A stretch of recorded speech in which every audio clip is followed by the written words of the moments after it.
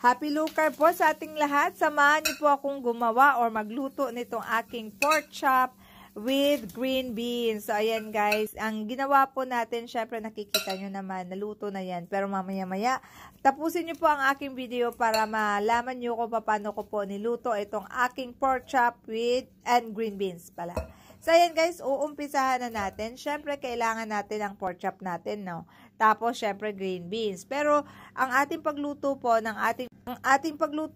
ating pork chop ay separate sa ating green beans. So, ayan guys, ilagay natin ang ating pork chop sa ating baking pan. Tapos, ayan guys, niluto po natin yan. 210 degrees centigrade po ang pagluto niyan. Anang 20 minutes guys sa first side. Ayan. Tapos, balik na rin natin. Dagdagan natin ang ating asin at saka herbs natin kasi medyo light ang paglagay ko. Gusto ko medyo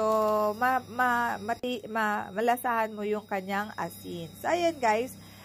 Balik na naman natin ito sa ating oven. Tingnan lang po natin kung medyo brownish na siya. So, pwede na natin yan ganyan ng guys sa kanyang muka. O kung gusto niyo lagyan nyo ng timer, 20 minutes din or less. Basta bantayan nyo po na hindi masunog. Tapos, habang binibig ko nga yung aking pork chop, nagluto na rin ako ng aking green beans separately po. So, ayan.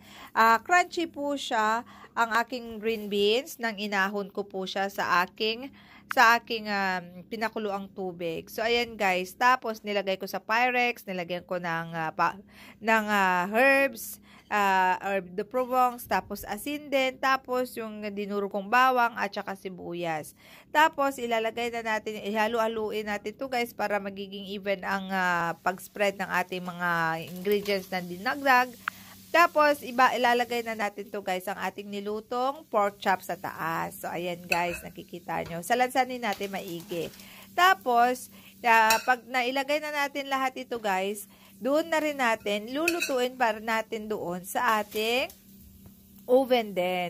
Ganun din ang temperature guys. Pero 5 minutes lang this time para hindi ma-overcook ang ating green beans. As in, crunchy siya guys. Talagang as in, super duper sarap talaga. Kasi merong asin, merong herbs na nilagay tayo tapos dinurog na garlic at saka onion. So, nakita nyo na guys. At saka nilagyan natin ng olive oil, di ba? As in, ang bango talaga dahil mayroong garlic at saka yung onions. So, ayan guys. As in, super duper sarap. Makakalimutan mo ang pangalan mo pag nakain mo itong aking niluto guys talaga. So, yan na lang guys. Sana nagustuhan nyo ang ating menu sa ngayon. Please comment down below naman at kung nagustuhan nyo po. At saka, kung hindi pa po kayo nakapag-follow, please follow, like, and comment, subscribe. Maraming salamat po.